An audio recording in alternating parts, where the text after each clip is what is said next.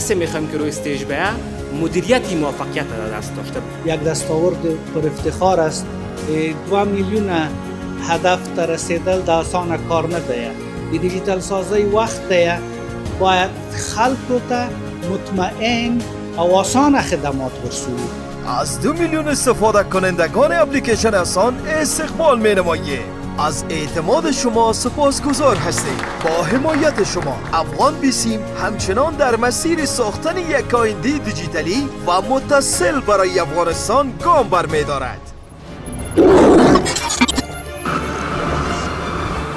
افغان بیسیم افتخار دارد که اولین شبکه ازمایشی خدمات 5G در افغانستان است و افغانها را با جهان دیجیتال متصل می سازد.